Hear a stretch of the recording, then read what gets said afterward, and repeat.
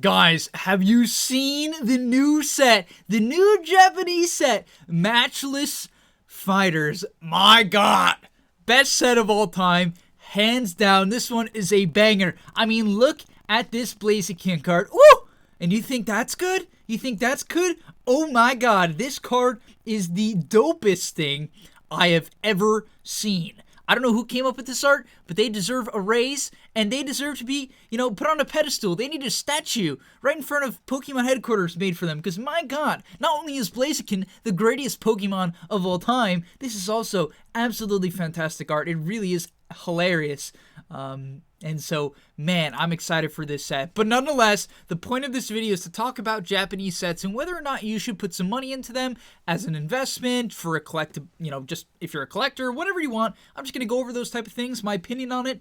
And yeah, if you guys have opinions of yourself, of course, leave them in the comment section down below. The purpose of these videos is to sort of create like a safe haven for people to talk about Pokemon product. But all right, the first thing I want to say is this was a Pokemon box I opened up not too long ago, and it's based around the three birds. It's a Japanese box, and I picked them up for about $70 each, and these boxes tend to go for about that. I recently just picked up a bunch of Matchless Fighter booster boxes. Personally, I bought 8 of them.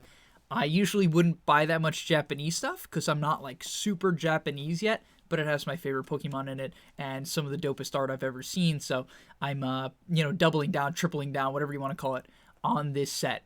But I'd like to quickly discuss what's inside these boxes, because I think a lot of people are weary of Japanese stuff because they don't understand it. It's very different. First things first, this box in particular only will have 30 booster packs, right? So you're going to get 30 booster packs, and then every booster pack has has 5 cards in it, which is very different from the English 11 cards per pack. And oh, geez. Okay, I'm dying.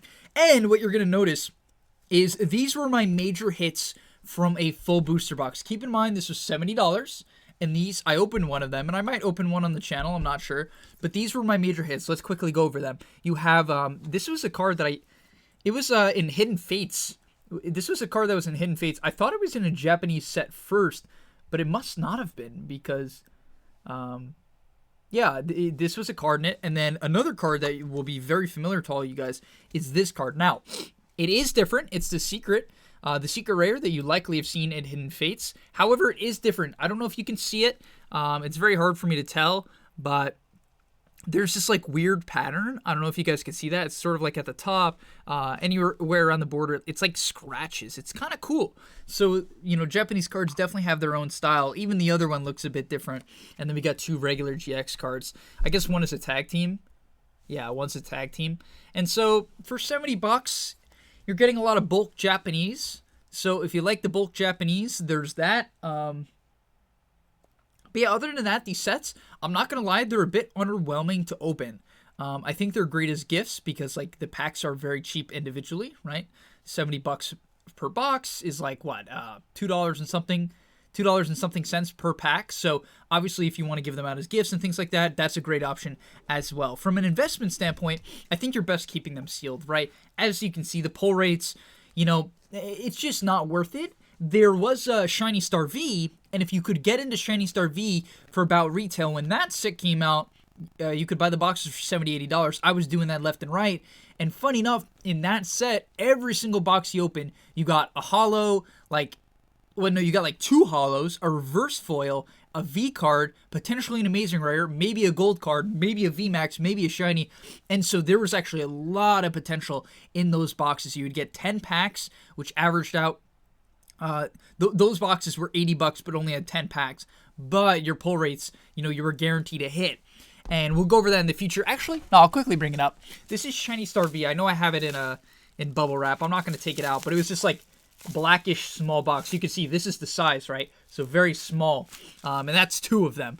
So just keep in mind, that's 2 of them. And so, yeah, Japanese, what I'm going to be doing is I'm going to be looking to diversify my seal portfolio for a couple of reasons, and I recommend you guys consider doing this as well. Number 1, Japanese boxes look fantastic. Just from a collector/investor standpoint, it's my favorite thing about Pokemon is the fact that I get to invest in something that I like, in something that's cool and something that's fun.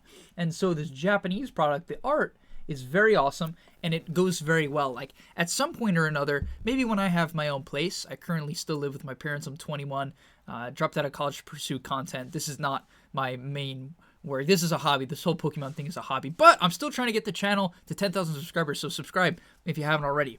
But nonetheless, this art, it's great. It's a really nice piece, and you can diversify your portfolio a little bit with it. I know that's like a weird thing to say when it comes to like Pokemon. Like some people hear that and be like, what? Diversify? But yeah, it's like anything else, you know? You never know what's going to go up. You never know what's going to go down. All of a sudden, Japanese could become like the big thing. In fact, there's been a lot of speculation that with all the hype that English has gotten, there's like a couple things that could pop off in some people's eyes next. Like let's say, not necessarily soon, it could be in 2 years, 3 years from now, but the couple things that I've heard is Neo sets is a big one, EX cards, Level X cards, and Japanese. A lot of people think old Japanese holos or just Japanese sets in general are underrated. And they're actually somewhat readily available. Even if you look on Safari Zone right now, I'll quickly pull it up. If you look right now, they're actually selling primarily Japanese stuff, which is funny. I guess it's like primarily what they can get. It's just what they can get their hands on, and so they're selling it. But yeah, as you can see, these Shiny Star Vs now they're like $150. They're more like $130. Safari Zone usually has things a bit higher than what they are. But even this, I bought one of these for like $60 or something. I think it was like $65 before taxes and shipping. But yeah, like as you can see, you can get a lot of cool deals, and you can get all these different arts, and you can start to build out, you know, somewhat of a seal collection in Japanese. And, you know, maybe the worry is that they are a little bit more commonplace. You can find them easier. You can get them easier right now. But the thing is, right now, you know, it wasn't too long ago where English cards were pretty readily available too. You could go to a store, get the new sets, and it is what it is. Like, this whole phenomenon right now is a phenomenon. Things could change, times could change, and I think a lot of people might not hold on to boxes like this because it's not like the mainstream thing. It's not like the hype thing to do. It's not like, oh, Vivid Voltage and Battle Styles and Shining Fates and keeping that sealed, which seems to be, I don't know how many people are actually doing it, but it seems to be a popular concept, at least through a lot of content creators I see, and so there's that. But yeah, Japanese, maybe you'll be one of the, like, no, I'm not going to say one of the few. It's not like you're one of the 10 people who is going to do it. No, you're not. There's going to be plenty of people, but maybe less so, a much smaller percentage or, you know, number of people compared to people who are keeping sealed English. And who knows, that could play into your favor a long time from now. And you know, it's fun to have. But okay, let's talk about Matchless Fighters. So it's supposed to come out tomorrow, at least from the time of this recording. It's currently 7:46, 3:18.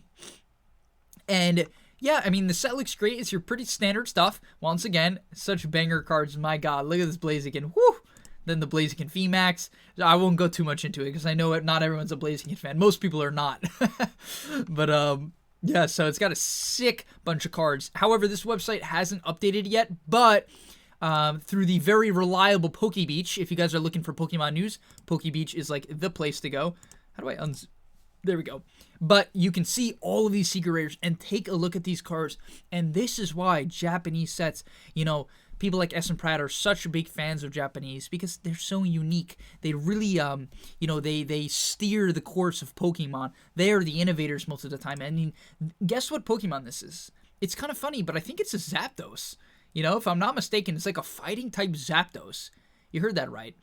Which is ridiculous. It's hilarious. It's really cool, though. I mean, look at this. This is obviously, I want to say obviously Zapdos, but maybe this is Moltres.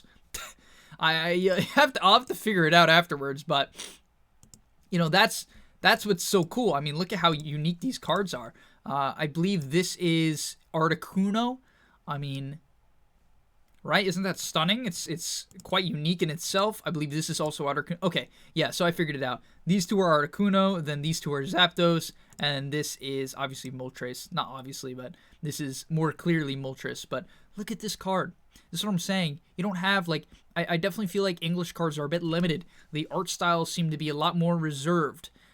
You guys could agree or disagree with me on that, but the art styles, at least on this set, are incredible. And from an investing standpoint, I think that's a great thing, because people, when they look back at older cards, are going to say, you know, what looks the coolest, right? It's not just, a set's not going to go up because it's invested in, because the hype's around it. That's, I mean, yeah, content creators could do that and could be the reason. That could be, I mean, that's what happened to, you know, Vintage right now. So that actually could be the reason. I guess I should rephrase what I said. But look at this. I mean, even the trainers, they look fantastic. This is an awesome card, in my opinion. Whoops. Yes, sir. I talked about this one. I mean, even though I'm obviously very biased, come on, you have to admit. I mean, tell me what you guys think in the comments. Like, tell me whether or not you think this card is banger. Even if you're not a Blaziken fan, you have to admit that this card is sick. Like, there's just something about it that is so unique, that stands out from the rest, right? I mean, you have 5 different Pokemon in it. Zangoose and Teleon. You know, it's such a sick card. Like, even the fact that this is like the evolution line is so cool. It really is, you know, Saba popping off. But it really is awesome. I mean, this is also a dope card. The blue with the gold looks fantastic. It's and the fighting energy. These cards, I'm probably gonna try to get like a, you know, a full collection of the gold cards, but it has many gold cards, 4 different gold cards in this set, which I think is a lot for a Japanese set. I'm not too sure about that, but a fantastic list of full art cards. I mean, even the regular V full arts look really great. And my only concern, I'll be very honest, my only concern, even for myself, I might have to pick up a lot of these cards, and I probably will try to get a complete set of them for my own enjoyment. But, you know, a big thing is the pull rates are kind of low. As I said, like, this was from an entire box. I'm not really sure if, you know, I'm not always 100% sure on how many packs Matchless Matchless Fighters booster box. How many packs? I think they're always 30 if I'm not mistaken. Yeah, each pack includes 5 cards. Yeah, it's gonna be the usual. So it's definitely just 30 packs. They tend to not really change these things, but yeah, there you go. Oh, I think someone might ask. Yeah, 30 packs of 5 cards each. So you only get 150 cards, where in a regular English booster box, you get about 300 something. So there's like a big difference, right? There's a huge difference actually in the quantity of cards. You get more than double in an English booster box, which I think is a big reason why people often stay away from Japanese, because if you were able at some point or another to get, you know, for instance, I ordered 18 Battle Styles booster boxes for $81 each. Off Safari Zone. I just had good timing. It was like pretty lucky actually. It was New Year's Eve, and that's the thing, you know, when you're on your grind, you're checking Safari Zone even on New Year's Eve. It was like 10 p.m. I'm like, people are around me are partying. I'm just like, that's so lame. I'm so lame. But all right. That's going to be all for today's video. I mean, if you haven't checked these out, I recommend you do and just look at them yourselves. They're so cool. At the end of the day, I'm going to be picking up like 2 or 3 of each new Japanese set.